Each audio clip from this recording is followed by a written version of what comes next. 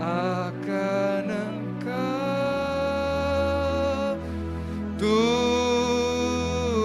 Tuhan, berikan sorak-sorai buat kemuliaan nama Tuhan. Terima kasih Tuhan, haleluya. Terima kasih Tuhan buat siang hari ini kalau kami masih bisa beribadah secara onsite maupun live streaming. Terima kasih Tuhan buat hari yang indah, cuaca yang cerah, kesehatan yang Tuhan sudah berikan bagi setiap kami. Bila ada teman-teman kami juga yang sedang berlibur, Tuhan menolong menyertai mereka dalam perjalanan dan rekreasi mereka.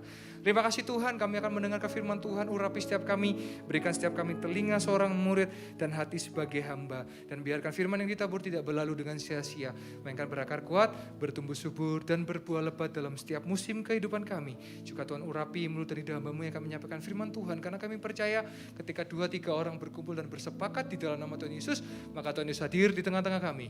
Dan ketika Tuhan Yesus hadir di tengah-tengah kami, maka yang sakit pasti sembuhkan, yang letih lesu dan berbeban berat diberikan kelegaan dan kekuatan, yang sedang sedih Tuhan hibur, sedang galau Tuhan berikan kekuatan. Terima kasih Tuhan, kami siap mendengarkan firman Tuhan dengan penuh sukacita di dalam nama Tuhan Yesus Kristus. Dan setiap orang yang percaya sama-sama katakan amin, haleluya. Silakan duduk. Oke ya, kan lampunya dinyalakan semua aja gak apa-apa biar terang. Oke ya, shalom. Masih lemes ya, nanti ditraktir sama Paulus ya, ditraktir catem langsung kukut.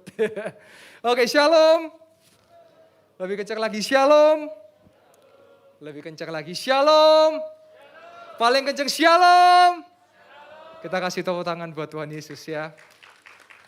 Puji Tuhan, senang sekali bisa ketemu dengan teman-teman semuanya walaupun libur, tapi saya melihat masih banyak yang antusias di onsite dan juga yang di live streaming juga shalom, yang di rumah, yang di jalan juga selamat berlibur ya. Teman-teman juga selain akan berlibur, hati-hati di jalan dan Tuhan menolong menyertai.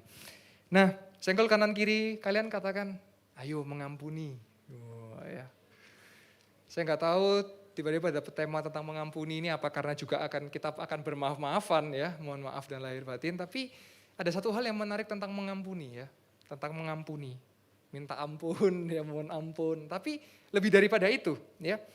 Jadi kita akan belajar tentang kuasa dalam pengampunan. Nah kita akan melihat dari firman Tuhan secara cepat dari Matius 18 ayat 21 sampai 35. Matius 18, 21 sampai 35, tim multimedia boleh tayangkan. Dan saya akan sampaikan secara singkat, secara simpel, secara bahasa yang gampang dicerna. Gak pakai bahasa Yunani, gak pakai bahasa Ibrani, gak pakai bahasa lain-lain deh, pokoknya pakai bahasa dasar. Dan saya harap teman-teman setelah ini bisa melakukan firman Tuhan ini. Ya, dikatakan kemudian datanglah Petrus kepada Yesus. Petrus adalah murid Yesus Kristus. Namanya dahulu adalah Simon, dijadikan Petrus yang artinya batu karang yang teguh. Dikatakan, Tuhan, sampai berapa kali aku harus mengampuni saudaraku jika ia berbuat dosa kepadaku sampai 7 kali? Oke, hop sampai sini dulu. Teman-teman perlu tahu kondisinya Petrus ketika ketemu Yesus, dia sedang galau. Karena dia sedang mengalami disakiti oleh saudaranya. Di sini siapa yang pernah disakiti?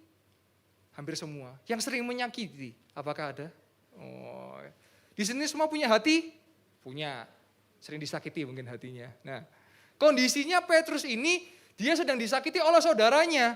Dan dia tanya, Tuhan, berapa kali aku harus mengampuni saudaraku kalau dia berbuat jahat, kalau dia memfitnah, kalau dia jahat sama aku berapa kali? 7 kali. Nah teman-teman perlu tahu dulu, kenapa kok dia tanya 7 kali? Karena kita perlu tahu bersama-sama, Petrus, Tuhan Yesus hidup di zaman Yahudi, di daerah kawasan Yahudi. Mereka mengajarkan bahwa orang itu mengampuni batasannya cuma 3 kali. Contoh misalnya Devan, mukul saya, oke saya ampuni sekali. Terus Devan mukul saya lagi 2 kali. Mukul saya lagi saya ampuni 3 kali. Nah keempat kali Devan mukul, langsung tak bogem. Nah itu seperti itu pengajarannya. Makanya Petrus tanya, 7 kali kah? Karena sama dia dilebihkan. Kalau orang Yahudi ngajarinya 3 kali, tapi Petrus tanya apakah 7 kali? Teman-teman perlu tahu angka 7 juga memiliki makna. 7 itu apa? Sempurna. Terus ada angka-angka yang lain yang kita tahu di Alkitab rame sekali, bukan rame, maksudnya banyak sekali dicatat 3, 7, 12, 40, ya 6, 8, dan angka-angka yang lain. Nah angka 7 ini berbicara sempurna. Lah kita lihat ayat yang ke-22, Yesus menjawab apa? Yesus berkata kepadanya, bukan, aku berkata kepadamu, bukan sampai 7 kali, melainkan 70 kali 7 kali. 70 kali 7 kali berapa? 490. Nah hari ini kita akan belajar sedikit tentang matematika, karena saya ada mencatat tentang, karena ini ada kaitannya dengan perumpamaan yang Yesus ajarkan. Nah Maksudnya apakah teman-teman mengampuni berarti 490 kali? Apakah demikian? No, artinya bahwa kamu mengampuni itu kesempurnaan karena angka 70 kali 7 artinya nggak ada batasnya. Jadi misalnya Bobby dihianati, Yedija dihianati, Arif dihianati, tetap mengampuni. Jadi nggak perlu, aku udah dihianati 489 kali. Habis ini kalau mengkhianati akan ku proses kamu ya, ku tandai kau. Nah nggak gitu. Tapi kesempurnaan, seperti Yesus mengampuni kita. Di sini adakah orang yang tidak berdosa? Banyak orang berdosa, saya pun juga orang berdosa. Tapi karena anugerah kita dilayakkan untuk menerima Dia, Yesus Kristus Tuhan. Nah kita lihat ayat yang ke-23. Yesus berkata, sebab hal kerajaan sorga seumpama, ini perumpamaan, seorang raja yang hendak mengadakan perhitungan dengan hamba-hambanya. Ayat 24. Suatu ketika, ia mengadakan perhitungan. Dihadapkannya seorang yang berhutang 10.000 talenta. Oke teman-teman. Jadi saya catat di sini ya. Saya tadi nulis bahwa walaupun ini era 4.0 tapi saya tetap senang pakai alat peraga atau mencatat. Gak tahu kenapa, karena lebih senang aja ya. Karena Yesus pun kalau ngajar pada saat itu juga pakai perumpamaan, pakai cerita. Nah saya akan cerita teman-teman. Jadi ada hamba A ya. Hamba A, mudah-mudahan bisa kelihatan. Nah oke, hamba A. Nah hamba A itu punya utang berapa? 10.000 talenta. Oke, kita akan belajar matematika. Berapakah satu talenta itu? Saya mencatat konversi apa ini? Mata uang. Mudah-mudahan bisa kelihatan ya. Nah, kita lihat sama-sama. Satu talenta itu sama dengan 3.000 sikal. Nah, 3.000 sikal sama dengan 6.000 dinar. Pada saat itu uangnya pakai dinar. Nah, 1 dinar itu sama dengan UMR 1 hari kerja. Jadi teman-teman pada zaman itu orang kalau kerja itu 1 hari dibayar 1 dinar. Kalau sekarang kan kalian kalau kerja digajinya per bulan. Nah UMR Malang saya ambil rata-rata aja deh, 3 juta rupiah. Nah kita pengen tahu berarti 10.000 talenta ini berapa banyak sih? Nah kita melihat bahwa di Indonesia kalau kita kerja itu 1 bulan kurang lebih 25 hari kerja karena ada hari libur, betul nggak? Di sini siapa yang kerja non-stop? Nggak ada, pasti ada libur full timer. Walaupun full timer katanya full, tapi tetap ada libur. Ada yang Senin, ada yang Selasa.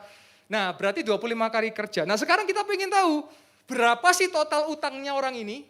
Kita lihat ya, saya catat di sini. Jadi hutangnya kan ada 10 talenta. Nah sekarang saya tunjukkan gambarnya. 1 talenta itu sama dengan 6.000 dinar. Ya. 6.000 dinar dibagi 25 hari, berarti 6.000 dinar itu didapatkan 240 bulan. Berarti 20 tahun kerja. Betul ya? Karena kan 1 tahun kan 12 bulan. Terus 240 bulan dikali 3 juta, berarti 720 juta rupiah. Nah berarti utang ini 1 talenta ya. Kalau 10.000 talenta berarti 720 juta dikali 10.000 berapa? 7,2 triliun rupiah hutangnya orang ini. Oke, nangkap sampai sini. Jadi utangnya orang ini mustahil. Kecuali kalau dia adalah CEO di luar negeri sana yang ratusan T hartanya. Kita lihat ayat 25.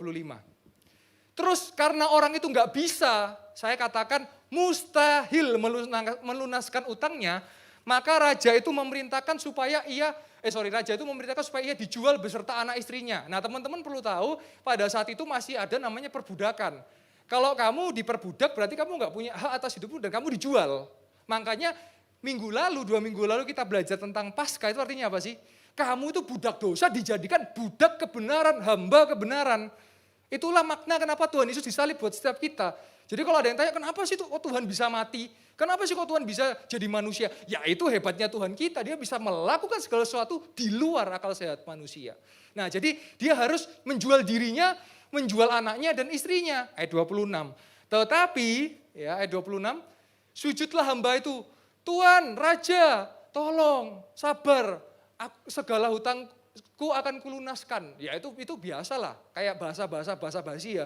Misalnya ada teman yang utang 10 juta, terus tak bayar bulan depan. Bulan depan dibayar kira-kira? Omdo dan omko, omong kosong ya. Ayat ke-27 dikatakan apa?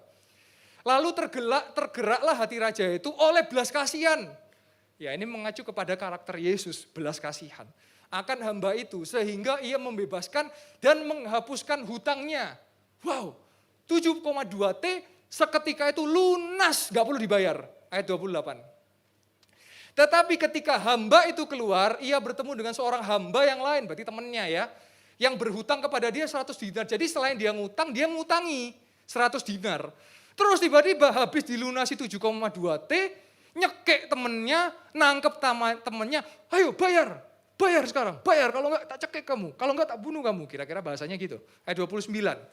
Maka sujudlah kawannya dan memohon kepadanya, sabarlah dahulu, hutangku itu akan kulunaskan. Sebelum lanjut, sekarang kita ke hamba B, ayat 28 boleh ditampilkan lagi, hamba B. Tadi yang hamba A utangnya berapa? 10.000 talenta. Sedangkan yang hamba B utangnya berapa? 100 dinar. Oke, berarti kalau 100 dinar, kita hitung-hitungan lagi ya. Berarti kalau 100 dinar, itu dia berapa kali kerja? Kalau satu bulan 25 kerja, berarti 100 dinar dia kerja 4 bulan. Karena 100 dibagi 25 sama dengan 4 bulan. Nah berarti utangnya dia 4 dikali 3 juta. Berarti berapa? Sama dengan 12 juta. Halo teman-teman, 12 juta dibandingkan 7,2 triliun berarti berapa perbandingannya? 1 banding 600.000. Saya tadi ngitung pakai kalkulator ya. Berarti 1 banding 600.000. Halo yang akuntansi, halo yang ekonomi. Berarti perbandingannya itu loh. Jauh. Wow. Dan lunas. Tapi ketika ada temennya yang utang 12 juta, dicekik, ditangkep, disuruh bayar. Kita lihat ayat 30. Tetapi ia menolak. Tadi yang teman hambanya itu kan sujud-sujud. Tolong saya. Saya pasti utang kok. Saya pasti lunasi kok. Tapi dia bilang, enggak bisa. Kamu akan diserahkan ke dalam penjara sampai utangmu lunas. Ayat 31. Akhirnya kawan-kawannya sedih dan melaporkan kepada tuan atau raja mereka. Ayat 32. Dikatakan raja itu menyuruh memanggil orang itu dan berkata kepadanya, hai hamba yang jahat, seluruh utangmu tuh lo sudah tak lunasi. Tapi kok kamu tuh sudah mohon sama aku loh. Ayat 33. Tapi kok kamu tuh kok tetap sama temenmu tuh kok jahat. Harusnya kan kamu mengasihani kawanmu. Seperti aku telah mengasihani kamu. Dan ayat 34. Maka marahlah tuan itu kepada hamba itu dan menyerahkan dia kepada algojo sampai ia melunaskan seluruh hutangnya. Ayat 35 yang terakhir. Maka Bapakku yang di sorga akan berbuat demikian juga terhadap kamu apabila kamu masing-masing tidak mengampuni saudaramu dengan segenap hatimu. Teman-teman, ini sesuatu poin dasar mengampuni, tapi kita mau belajar lebih deep lagi, lebih dalam lagi. Bahwa kamu sudah diampuni Tuhan, tapi kenapa seringkali kita sulit mengampuni orang lain? Di sini siapa yang merasa dosanya kecil, dosanya besar? Halo, adakah? Oh kan kamu kan dosanya kan kamu ngepel kepala orang, aku dosanya cuma ngomong kotor. Halo, dosa besar, dosa kecil semua di mata Tuhan itu sama dan semua sudah ditebus, diampuni oleh Tuhan. Tuhan Yesus selain menebus, dia mengampuni. Kalau menebus harusnya kita binasa, tapi diganti di atas kayu salib Yesus. Kalau mengampuni, dosa-dosamu itu diampuni dan dilupakan. Sejauh timur dari barat, engkau membuang dosaku. Tak pernah diingat lagi. Ya kan? Nah, kita mau belajar apa teman-teman? Jadi, secara gamblangnya, kalau kamu tidak mengampuni, sama dengan apa? Berdosa. Sekali lagi saya mau katakan, kalau kamu nggak mengampuni, kamu sama dengan berdosa. Itu sama dengan kalau kamu mencuri, menipu, sama. Seperti hamba tadi, sudah uangnya 7,2 T, dilunasi sama rajanya, berarti kan sudah nggak ada lagi utang toh. Harusnya kalau udah nggak ada lagi utang kan dia bisa mengaplikasikan buat sesamanya toh. Ya udah, nggak usah dibayar wes. Kamu juga tak ampuni soalnya aku sudah diampuni. Harusnya kan kayak gitu. Tapi baru keluar dari tempat rajanya, ketemu sama temennya yang utang sama dia, dicekik malah. Bayar kamu, kalau nggak tak bayar tak masukkan penjara. Halo, saudara banyak kita, kamu nggak dihakimi karena kamu sudah ditebus, tapi kamu menghakimi orang lain, bahkan kamu mengutuk orang lain. Ingat, tidak mengampuni berarti berdosa. Inilah hebatnya kita. Mau Yesus dihina, mau Yesus mau dipermalukan. Anak-anak Tuhan, kita nggak pernah kita marah-marah, enggak. Kenapa? Yesus ngajarin apa? Doakanlah musuhmu, ampunilah musuhmu. Itu hebatnya ajaran Kristus. Itu yang saya walaupun saya nggak pernah ketemu Tuhan Yesus, di sini ada yang pernah ketemu Tuhan Yesus? Nggak ada. Tapi walaupun kita nggak pernah ketemu, tapi saya percaya bahwa Yesus ada bersama-sama dengan kita dan ada bersama-sama dengan saya. Nah ini yang membedakan kita, yang membedakan anak-anak Tuhan. Nah berarti kita belajar hari ini, yuk mengampuni yuk. Pulang dari tempat ini, kira-kira kamu punya dendam sama siapa? Sama Nyi Pelet mungkin, dendam Nyi Pelet, ya kan? Atau kamu punya dendam dengan temanmu, dengan mantanmu mungkin? Ayo, ampuni. Sudahlah, lupakanlah, yang lalu biarlah berlalu. Gak usah diperpanjang lagi. Karena apa? Hutangmu sudah lunas. 7,2 T sudah lunas. Tapi kok yang 12 juta kok kamu masih tagih sih? Makanya saya katakan di ayat 34, coba kita balik ke ayat 34. Dikatakan apa? Kamu akan diserahkan kepada algojo. Nah algojo ini apa sih? Dalam bahasa aslinya algojo ini menggunakan kata benda, bukan kata sifat, bukan kata kerja. Tapi kata benda berarti algojo ini artinya gini loh, kalau kamu nggak mengampuni itu jadi jerat pikiran. Makanya di sini siapa yang kalau kamu, terus kata ampunilah, tapi kamu tiap melihat mukanya kamu mau orangnya benar, mau orangnya baik, mau orangnya salah, apalagi salah ya kan. Duh si A ini, duh si B ini, duh si C ini, akan terngiang-ngiang terus. Karena apa? Itu jerat pikiran. Itu akan terlepas sampai kamu mengampuni atau melunasi hutang-hutangmu. Ya, makanya kenapa penting sekali kita mengampuni. Makanya doa Bapa kami ngomongnya apa? Ampunilah kami seperti kami mengampuni yang bersalah kepada kami. Berarti itu pengakuan bahwa Tuhan, saya sudah melepaskan pengampunan sama orang. Jadi saya sudah lunas ya utang saya ya. Nah seperti itu. Nah saya ayat 35, kita lihat lagi ayat yang ke-35. Dikatakan bahwa maka Bapakku yang di sorga akan berbuat demikian juga terhadap kamu. Jadi akan terjadi demikian kalau kamu tidak mengasihi dan mengampuni saudaramu. Jadi ada mengasihi, ada mengampuni ya. Kalau mengampuni berarti sudah tidak lagi mempermasalahkan apa yang sudah dia lakukan ya kepada kamu. Walaupun sesulit apapun itu. Ya mau temanmu mengkhianati kamu, itu wajar. Saya banyak teman-teman yang mengkhianati saya, tapi saya nggak dendam. Yaitu nanti Gusti ora sare. Tuhan yang akan melakukan pembalasan, bukan kita, bukan hak kita pembalasan itu. Tuhan akan membuktikan pembalasan itu. Nah ada 3 premis ya, jadi 3 hal yang saya catat ya. 3 hal yang saya catat. Bentar. Yang pertama tentang, jadi mengampuni itu ada korelasi atau ada hubungannya dengan melupakan. Di sini pasti pernah dengar kalimat ini ya. Aku melupakan tapi aku nggak mengampuni. Nah itu ada tuh, melupakan tanpa mengampuni. Jadi kamu ingat gak yang itu, aku udah lupa tapi aku nggak akan pernah mengampuni. Nah itu bisa. Jadi ketika kalau kamu nggak pernah mengampuni itu seperti pisau itu tertancap di dalam hatimu gitu ya. Nanti ketika suatu saat kecentok, kamu bisa marah besar. Makanya banyak kejadian anak bisa membunuh orang tua bisa membunuh anak, saudara bisa membunuh saudara. Kenapa? Karena dia tidak mengampuni, ada dendam, amarah, dendam yang membakar. Sehingga dibikin sekali, langsung tusuk, langsung tendang. Makanya kalau ditanya, kenapa kamu membunuh mamamu? Iya, soalnya saya sering dihina sama mama saya. Lah, berarti kan itu dendam. Kenapa enggak kita mengampuni? Makanya haruslah kita mengampuni. Makanya saya katakan tadi, tidak mengampuni bisa menjadi dosa dan kita menjadi berdosa. Karena ketika kamu tidak mengampuni, kamu digesek dikit, langsung main pukul. Gesek dikit, langsung main tusuk. Loh ini realita teman-teman. Makanya kita harus berhati-hati. Terus yang kedua, mengampuni tanpa melupakan. Jadi bisa aja kamu mengampuni, tapi kamu tidak akan pernah melupakan kejadian itu bisa. Itu bisa terjadi. Jadi maksud saya, oke, kamu pernah dilukai oleh si A misalnya. Nah, sama si A kamu udah mengampuni, ya udah saya nggak mau bermasalah lagi. Tapi saya tidak akan melupakan apa yang sudah pernah kamu lakukan kepada saya. Jadi tolong mulai detik ini jangan ketemu dengan saya. Ya itu nggak apa-apa, bisa juga. Saya punya pengalaman beberapa kali seperti itu. Dikhianati oleh orang, ya udah saya maafkan. Kan dia minta maaf tuh, saya maafkan. Tapi untuk seterusnya jangan kerja sama saya ya, nggak bisa saya. Nah itu bisa mengampuni tanpa melupakan. Yang ketiga, ini yang dilakukan oleh Yesus kepada kita. Mengampuni dan melupakan. Jadi Yesus sudah tidak lagi mempermasalahkan dosa kita, ditebus di atas kayu salib, dan Yesus tidak mengingat-ingat karena sudah dibuang ke dalam tubir laut. Nah teman-teman hari ini mau pilih yang mana? Mau pilih melupakan tanpa mengampuni, yang suatu saat kalau itu kesentil, kamu bisa langsung pukul, atau kamu bisa langsung jahat. Atau yang kedua, kamu mengampuni tapi nggak melupakan.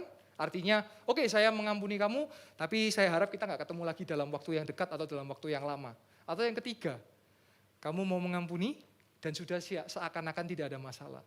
Saya pribadi, dalam hidup saya saya masih sulit kadang-kadang kalau ada orang jahat, sulit untuk melupakan tapi saya bisa mengampuni. Saya masih belajar. Saya yakin kita semua masih belajar semua. Jadi kalau sudah ada yang ini, oh ya udah, cukup tahu.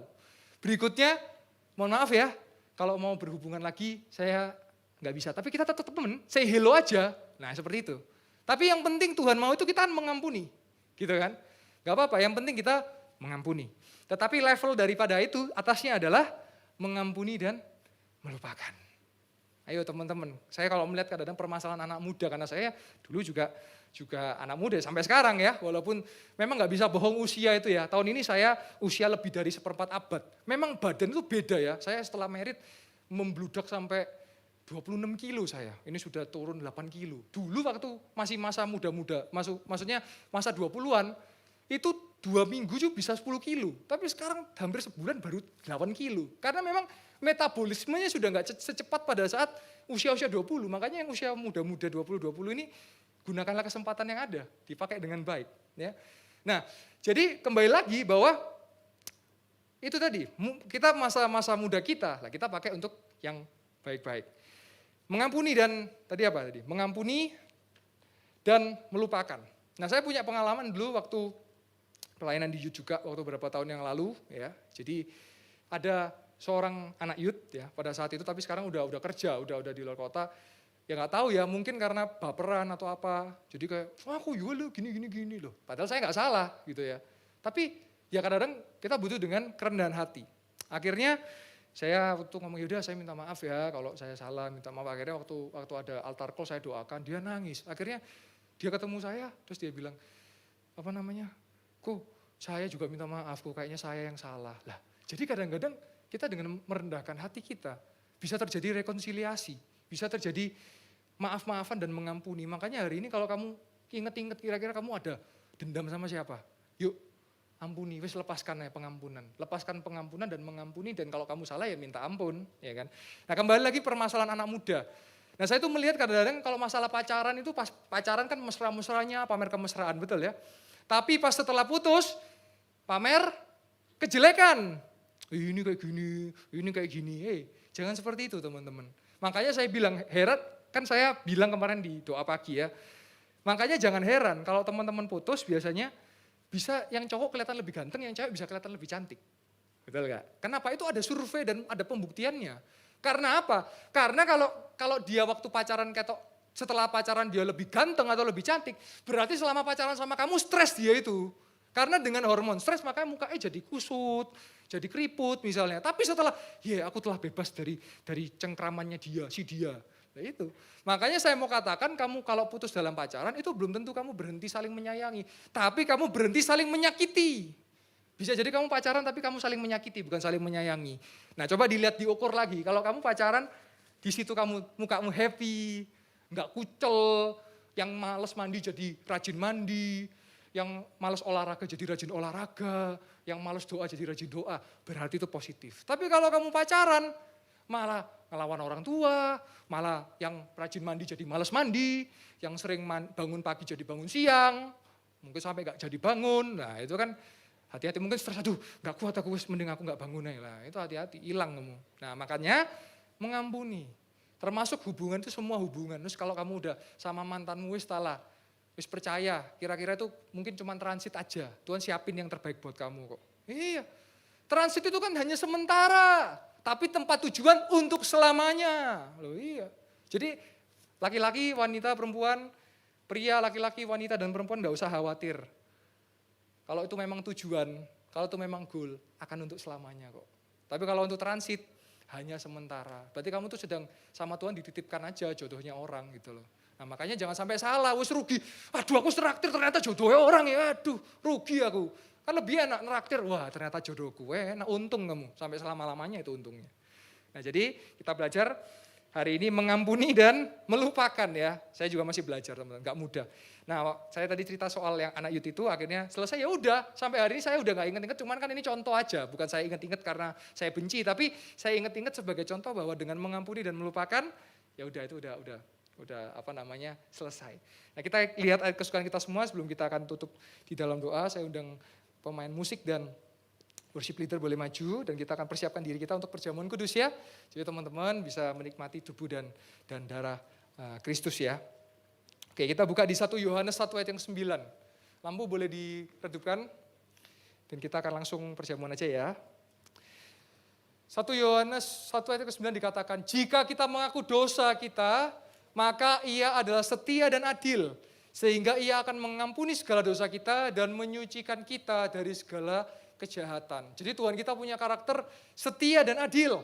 Jadi pada hari ini teman-teman yang mungkin punya dosa, kayaknya semua berdosa deh, ya mengaku sama Tuhan. Kenapa kita perlu mengaku kepada Dia? Karena Dia akan mengampuni kita dan menyucikan dari segala kejahatan. Teman-teman, saya rindu pada siang hari ini, selesai dengan firman ini teman-teman, yuk aplikasikan yuk. Kalau kamu ada dendam dengan temanmu, ada dendam dengan saudaramu, ada dendam dengan orang tuamu, dengan saudara, dengan cece, dengan kakak, dengan koko, dengan adik, wis lepasno pengampunan. Mari mengampuni dan melupakan.